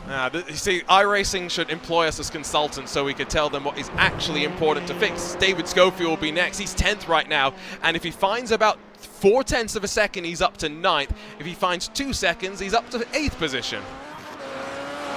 Let's see then. One of the not quite the top rated Subarus, 3rd of the Subarus at the moment. In, should we call it, the Solberg Trophy for Subaru drivers. See the checkered flag fly, and smacks the steering wheel. Love the emotion. Don't love the time. No, didn't like the time at all. He was quite 2.2 seconds slower than his previous best. So that's going to be frustrating there for David Schofield. He sits 10th right now. So Nitro Circus Ford, Connor Parisi, car number 11 with, by my reckoning, no time on the board so far. So this is a one all or nothing run here. Yeah, it is very much one or done for him. I believe he does drive a Ford Fiesta in the real world, as I think posted some pictures of him taking it out onto the track. So probably feels quite at home, but as he rises his way now into the final part of this run, 4:30 with just now the exit out of the left-hander and the climb towards the line. I don't think it's tracking to be a world record by any means, but for a run under pressure to get under 5 minutes is not a bad achievement in and of itself. Pretty, I mean, everyone taking part in this event, the driving skill is just remarkable. And if you don't believe me, folks, if you've got an iRacing account, download this track, go and drive it and compare the times and you'll see exactly what I mean. This is just fantastic. Parisi up towards the checkered flag. He's into the 5 minute barrier and much cleaner over the line than most. 5:09.465 there for Parisi. That puts him 16th. And that lap time, just for reference, jumped forward rather than backward. So confusion in the commentary booth continues. But now Jacob Rafoss, Garrett Maines, two drivers out on track, and that's commitment from Jacob Rafoss. That's a body language of a car that's being thrown through, not onto the gravel just yet. I think he's going to turn through the complex and right now through the left onto the gravel and starts to slide around once more. Remember, Rafoss with a 4:57.875 on run number 1, wrecked it on run number 2, clips the apron on run number 3, and it's going to come to an end as he slides his way down the mountain. Well, there's a saying in rallying, trees or trophies. That was certainly the most trees or trophies ever we've seen so far. There were just huge moments everywhere. It was either going to win the event or crash there, and unfortunately it was the latter. Unfortunate for Jacob Rafoss, but 2 Racecraft Rallycross championships this year, or last year I should say, in addition to so many other accomplishments. I don't think that he's too fussed about this. This was a fun event for him to start the calendar year off, and what a competitive way as well. This event, I don't think, has ever had this level of competition. So Garrett Maines, who finished 2nd last year, missed his first run, crashed on the 2nd run, now flying on the 3rd and final attempt. So what can Maines do? This is an all or nothing as well. No time on the board right now for the number 23 Ford, but looking pretty smooth. Just as I say that, he gets away with it though. Right at 2 wheels up the banking. We've seen many drivers come a cropper there by putting 2 wheels on the banking, but Maines almost using it to his advantage there. Oh, the commitment. Wow. I mean, there is no lack of commitment here, that is for sure. You could not tell this is the 3rd and final attempt with no other time already on that left side of the screen to fall back on. Who else is still left with runs? Christian Steenberg has just gotten through the opening part, as that's a mistake from Maines. Caught a little bit too much of the inside portion of the hairpin, and fortunate not to go all the way around. And that will be all that's required to basically kill any chance of a winning run then for Garrett Maines. But despite that mistake, let's see what he can do. I mean, the commitment is just off the scale, and there you go, just a tiny mistake, maybe dropped 2 seconds, 1.5 seconds possibly. But those are the margins at this level. Remember, Lamansivu and Steenberg are separated by 0.4 of a second right now. Oh, honestly, this has got to be one of the highlights of the iRacing year. I really believe that. This is seeing sim racers putting cars just to the very limit and beyond on an amazing piece of road. You think this, imagine the 4 founders of this event. In July 1904, they set up an event up to prove the worth of the automobile. It was originally, the rules said it was for, and I quote, horseless carriages. And here we are now racing it in the virtual form with drivers all around the world. I love it. It's great. And I don't think you're wrong, but Peter, we are 21 days into the iRacing year. There's still a lot more racing to come. I think that goes to show how highly we're enjoying this event. Steenberg underway for what will be his final attempt at being able to get his way back on top to try and win this event for a third year in a row. What a remarkable accomplishment that would be, and he would do it by jumping to the top of the history books with a world record attempt as well. We'll check back in with him in a few moments' time. Garrett Maines is going to finish things up, though, as he comes towards the very top of the track. So let's see what Maines can do then. It's been a little bit wild in places, but hugely entertaining from the number 23 Ford driver. And let's see what he can put together. No time on the board right now, but you only need one. Let's see what it's going to be. Oh, riding those bumps really, really well. Got the car dialed in very nicely. Up towards the line he goes. First sector looking very, very strong. Likewise second. Let's see what it is. It's going to be one of those ones where it adds to the time, isn't it? So a 5 becomes a 5:02, and Garrett Maines finished second a year ago. Not going to be better than 8th this year. Only got one valid run in, and, well, it's not a bad run, all things considered. It's only a couple of seconds off of what he did in 2022. Here comes Steenberg, though, on the very top of the climb. He's not the only driver out there right now. You see Josh Edmondson, full focus for him as well. And Steenberg, he with that second run, he put a big marker down, and Lamin Silvu just edged it by a fraction of a second. What can Steenberg do? Can he make it 3 on a row? Well, I think, Arjuna, if he is able to do that, he will not have been worked harder. Given that as well, he's only set one valid run, hasn't he? Correct. Yeah, he's been forced to work for this one. How many runs do you think he's done of practice? Not 6,000, surely. Well, we might get the chance to ask him after the event. Let's see. 454.532 is his best. It's 454.1 he needs to beat, because remember, Lamin Silvu is after him. Let's see. Lamin Silvu not out just yet, so he'll know whether he has to improve or not. Remember, the time's likely to come down before we know what the final number is. Wait for it to strike. It's an improvement, but it's not enough. Steenberg still in second. Ilari Lamin-Sivu knows one contender cannot improve any further. Who is still left to run? Well, Josh Edmondson, Josh Fox. Two drivers still with opportunities to make a statement. Oh, so for Steenberg, it will not be a third win in the row here on the race to the summit, but he's come up 0.159 of a second short over 7.6 miles. Now, can anyone beat that landmark time of Ilari Lamin-Silvu? And now Ilari Lamin-Sivu gets an opportunity as well to go for one final run, potentially knowing if he goes after Fox, Swan and Edmondson are done, that no one else realistically has a chance to best the time that he's already set. He gets a glory run effectively, a chance to go out there with nothing on the line except a new world record to beat the one he's already got.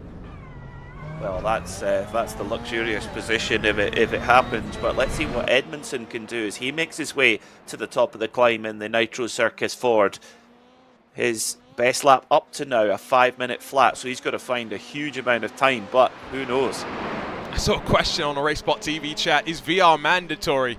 It almost feels like that way, isn't it? No, it's just on the dirt road and dirt oval side of things, especially on iRacing. A lot more drivers are in virtual reality. They feel the benefit. Edmondson not happy, by the way. There was a definite shake of the head there, and already the time has ticked over what was his best, a 5-minute, almost flat, 5:00.008. Edmondson, the driving force behind this event, 3 years in a row, comes to the line, does not improve, I do, but in fact, wait, no, he does. I've got to read the timing screen, Peter, now. It's got a mind of its own, doesn't it? Really yeah, does. 459.583, can confirm that. That was his best run. He did a 5:02.3 in the first run, a 5 flat in the second. So he's improved each time, but he clearly feels like he's got more in the tank. And, well, ultimately, for him to break into the 5-minute barrier, I think that is an achievement in and of itself. Only 7 drivers today have been able to do so. Here's the Williams Esports machine. Josh Fox elected to represent the Subarus. And, well, he's flown the flag, well, pretty decently, but It's the blue ovals, the fours, that dominate the timing screen. As I can tell you, Robbie Swan's run has come to an end. Ilari Lamansivu has rolled out onto track, I think with very little pressure on his final run. Let's see. Well, can Josh Fox do anything about it? At the moment, he's looking like he's going to claim the unofficial award for the Petro Solberg Cup for the top Subaru. So Josh Fox then for Williams Esports, they've had a great day in iRacing land with a win in the Daytona 24-hour in the top category. Let's see if Josh Fox can add to that silverware in this race to the summit. Now, I'm just looking through the results of the previous 2 years. Josh Fox has finished third on 2 previous occasions. Will he be able to leapfrog past Buckley and Swan? We are about to find out with the time to beat for Fox of 4:57. Lamansivu's 4:54.120 not going to be challenged without a shadow of a doubt. Time ticks up for Fox. We expect to be seeing that time cut down at the line, even with a slight mistake that will see a couple of tenths lost from the Pennsylvania native on his run towards the checkered. Race to the summit in the books for Fox, and there's no improvement. It does end up being, though, a 4:57.6, almost identical in terms of times. A pretty strong run for Josh Fox, just 0.4 of a second slower than his previous best. So now this is effectively a glory lap, an honour lap for Ilari Lamansivu. The driving that this competitor has put in today has been remarkable. He had a 4:57.774 in the first run, then knocked it down to a 7:54, but he's off. But doesn't matter. He'd already done the work. The hard work was done, and it was a world record time, let's not forget. We'll take a look at a couple of replays as we now wait, I think, for the final drivers to finish up. Liam Buckley is heading on out there in the 971. Before we take a look at what happened to Lamansivu from another perspective, let's first check out what happened to, well, Robbie Swan, who, hit a bump and then down into the trees. And for Swan, coming into that last run in third place, he had to put every little bit of risk into it. There was no little breathe-offs, no little maybe yes, maybe no. It was full attack would be all that would do. And yeah, it could go wrong so quickly, and that perfect example there. It was in the air as the momentum shifted for the car. Similar, it wasn't the same corner for Lamansivu, but very similar sort of an incident as Lamansivu just drops off the right-hand side. And if you want to know why the times in the sim are quicker than in the real world, well, it's because you're not so scared about doing that in the virtual world, are you? It does show you, even for someone like Travis Pastrana, self-preservation does kick in at some point. Crazy to think, isn't it, as well, given everything that he's tried to do to kill himself. Yeah, he certainly he loves that adrenaline kick. Of course, Liam Buckley can still win this race to the summit in this Ford Fiesta. 4:54.120 for Lamansivu. Lamansivu, I think, has put the best number he can possibly do. So can Buckley beat it? And look at the drivers watching on here with just thinking, is he going to do it? Is he not? That is Christian Steenberg. That's Robbie Swan that we watch right now, and they are transfixed in front of them. They're just watching and waiting to see what's going to happen. Steenberg, I think, has realized that the win is not his. Swan maybe has also come to the conclusion that third, the best that he will get. But ultimately, let's just reiterate, the winning time a year ago, a 4:58.721. 6 drivers, Peter, bested that time today. It's remarkable. So you would have been, if the winning time last year would have put you 7th this year. That's incredible. Steenberg to take 3 seconds or more off the time. And that benchmark from Lamansivu, 4:54.1. Can Buckley beat it, though? It's all down to him.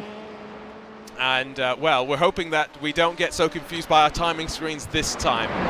That time, the time that's ticking up does seem somewhat accurate, so about 2:45 through the books, as we're not yet right to the gravel section where things start to get interesting and we've seen a few mistakes. That's where Garrett Maines made his mistake. No such dramas for Liam Buckley as he works his way closer and closer to the gravel. You can see getting a little bit of an airtime there. We mentioned there are no pace notes, but Peter, even at this point, in awe at how knowledgeable these drivers are about the road ahead of them. Well, we did see a team use a co-driver on one of the years. The David Higgins one he used through reading pace notes. And actually, at Pikes Peak, Michelle Mouton, the first year she did it, she had Fabrizia Pons reading pace notes, but the second year, she basically learnt the circuit and did it on her own. Of course, the benefit being, if you know the circuit absolutely, or if you know the track absolutely inside out, you can save the weight of the co-driver. Although Fabrizia Pons probably weighs about 40 kilos dripping wet, but that's the difference. But let's see what Liam Buckley can do. The amount of preparation that these drivers have put in, I think they know every inch of the place. I was trying to get a shot. Robbie Swan was getting interrupted by a dog. Fortunate that didn't happen during his run, given that he's in virtual reality. I love the clip that's been going around on the iRacing social media of a driver in virtual reality who's having his hand chewed off by his dog at the time. It's a great clip, it really is. There's a bit of damage now on the right front for Liam Buckley because I think he had a bad landing, not entirely cattywampus on the jump there before the yoink on the handbrake potentially through the left-hander, but a little bit of drama, that's for sure. Looking a little bit harried at this point, a little bit rushed. I think he's on a good number though. I think he's tracking for a very good time, but that damage on the front right could just take him away in this final second. What's it going to be? Here we go through what will be the final couple of corners, and again we expect the time to chop down once Buckley gets to the line. So the 971 will be, I think, the final driver to set a time in this 2023 Race to the Summit presented by Next Level Racing. World record time to beat of a 4:54.120. Not necessarily where Buckley's looking, it's a 4:57. The order stays as is. Ilari Laminsivu, the conqueror of Mount Washington for this event. Oh, congratulations to Ilari Laminsivu and all the drivers here for putting on an amazing display of driving and of motorsport. Christian Steinberg, we saw a lot of his onboard footage of the lap he set, and it was just remarkable to marvel at that driving ability. But 4:54.1, a world record required to win. There's the dog, by the way, making its presence known. There is no saying no to that pupper. As well, by the way, hyperspace has disappeared for Tyler Campbell. Instead, Will Power on the box is telling him all about the strategies to hit the wall and keep going. Those are the drivers, of course, that are just finished and wrapping things up. Always great to be able to get the extra level of insight into what has happened. We'll grab a quick look at our unofficial results, then hopefully grab a word with some of our winners with our drivers as well before we'll say goodbye for what has been a really fun return of this great event. Havu Ilari Laminsivu, 4:54.120. It's a new world record, and it's a win for the Flying Finn. He wins a GT Elite cockpit and an ERS2 seat, while Christian Steinberg unfortunately doesn't make it 3 wins in a row, but he still grabs second, and a GT Racer cockpit, courtesy, of course, of Next Level Racing. Robbie Swan grabs third, 2.4 seconds off, and I think very much proved to himself that he was worthy of being up there in the fight. He gets a HF8 haptic feedback gaming pad, and then behind them, Josh Fox, Jacob Rafoss, Liam Buckley, Josh Edmondson, Garrett Main, Zach Blanche, and Yoni Palaneva as we begin to get into those drivers who finished just outside of the 5-minute bracket.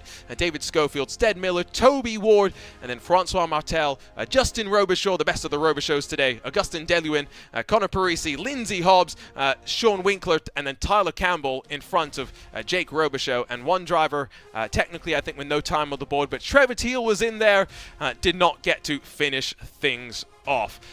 So a look at the results, but now let's see if we can jump in and talk with some of the drivers. Let's bring in Josh Edmondson from the Nitro Circus Sim Racing team. Josh, talk to us a little bit about that. You broke into the 5-minute barrier, but the times, boy, they were flying today. Yeah, that was absolutely crazy. Sorry, I don't know if you guys can hear me now. I got my headset back on. Loud and clear. We got you in VR as well. You had to put the headset back on to talk to us, huh? Yeah. You kind of caught me off guard there. I was just sitting here reviewing some stuff, but yeah, man, that was an awesome event. Those times at the top were just crazy fast. Obviously, world records, and yeah, it was really cool to see. I just made some mistakes on my runs, and first couple sectors I was down 1 or 2 seconds, so I couldn't really make that time up. But overall, happy with putting in a sub 5 minute, and just wish I would have been able to clean it up a bit. Well, I think we calculated out that the top 6 would have finished in front of the winner last year just based on the time, so it goes to show the evolution. As you reflect now on 3 years of this race to the summit, heading into another year of Racecraft action, I mean, it's crazy to think how far things have come. Yeah, it's wild. Obviously, I have to shout out Next Level Racing. They helped us take this event to the next level. No pun intended again this year.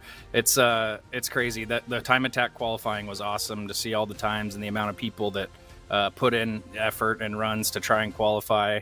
And then, of course, just the level of competition at the top. It's insane to see. So, yeah, huge shout out to Next Level Racing. I'm stoked to be working with them, and I can't wait for the next one. Before we let you go, let's talk about the other news from this past week. Nitro Circus no longer a bunch of dirt scallywags. You're going big time. You're going eNASCAR. Yeah, man. Yeah, Teal, the team manager, and our team here, Blake Reynolds, the eNASCAR guy, he really helped, and we got that eNASCAR team put together, so we got some guys to root on this season. I'm really stoked for that, and just keep growing the team. We got the live sim demo out at Nitro Cross, when we're going to be in Vegas coming up here soon. So yeah, it's big things on the horizon for Nitro Circus Sim Racing and Nitro Cross and everybody involved. Well, congratulations on another great race to the summit, Josh. Congratulations on breaking the 5-minute barrier as well, and looking forward to seeing you plenty more on RaceSpotTV this year. Yeah, absolutely. Thank you guys for broadcasting it. Of course, always love it. Josh Edmondson joins us, and we'll make our way down to the winner, Ilari Laminsivu, standing by with Peter Mackay. Ilari, that was some of the best driving I've seen in my career of commentating on iRacing. Congratulations on the win. Just tell us how you're feeling right now. Thank you. I really feel great and relieved. I have practiced so much, and nowadays I expect so much from myself. So kind of first place was the only place that I was looking for. And well, very well deserved. Tell us about the kind of times you're aiming at. The time you've been, we believe it's an unofficial world record for the Mount Washington hill climb. Is that right up there with the quickest you've gone, or is there even better times in the tank?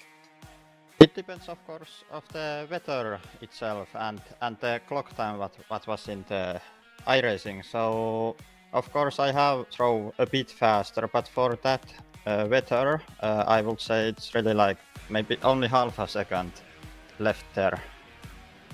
Wow, that's quite remarkable. And tell us, this is something that's a little bit different from what we normally see in iRacing community and iRacing competition. What would you say to people who are sitting watching this? Should we have more of this in the iRacing world? Yeah, of course. At the moment, this is the only hill climb track on iRacing, so I'm really waiting more. Maybe we could even get some rally stages as well. Yeah, that will be lovely. I mean, rally is probably my favorite sport to follow, so that will be really great. Well, Ilari, you've definitely you've lived up to the name of the Flying Finn. Fantastic victory in this event. Well done. Yeah, thank you. Nice little catch up there with the Havu gaming driver Ilari Laminsivu. Let's see if we can continue talking to some of the drivers by now catching up with, I believe, Robbie Swan, who joins us now. Robbie, do we have a copy with you? I think you can hear. Oh, now we can hear you as well. Robbie, that was great. I mean, what a run that you started things off from. And you said on the commentator information form, 6,000 attempts in the last 3 months. How good was that run against all of those other attempts? A couple seconds off my best pace, but I will say that I've never run as quick as the top two did, so I don't have any qualms about finishing third. I'm super proud about that finish. I really felt like an underdog coming into this, so I knew I had to put in the hard work. Proved yourself, that is for sure, and you've linked up with the guys over at Racecraft. How's that helped you with your confidence and in your preparation in the build-up to this? Having a good community around you is super important. Being able to bounce ideas off of people, test setups with people. Joining the Racecraft Academy team's been extremely helpful to my dirt road racing. Josh and Teal and all those guys are really helpful and really nice guys. Tell us about the pup's name, by the way. We caught a glimpse. That's Gus. He wants some camera time. Oh, he got some. Don't you worry about that. Robbie, congratulations on making a bit of a statement. I hope to yourself as well. Great run, and hoping that rest of 2024 goes your way as well. Thank you very much. Robbie Swan joins us in the commentary booth, and now we'll make our way over to, well, unfortunately not the defending race winner, but Christian Steenberg standing by with Peter Mackay. Christian, a two-time winner of this event, just tell us how hard you were going there. Went much quicker than you set to win it last year, but what was that like out there? Yeah, so when I joined the session, I noticed that the session actually had dynamic sky, so the first run would be the quickest because of like 22 track temp. By the end it was around 30, so I went full push on the first run. I stepped towards the top, so that was disappointing. On my second run, I clipped my rear left on the tree on the very first corner, so that damage just slowed me down for the rest of the run, and then last run I just kept sliding, didn't have the grip.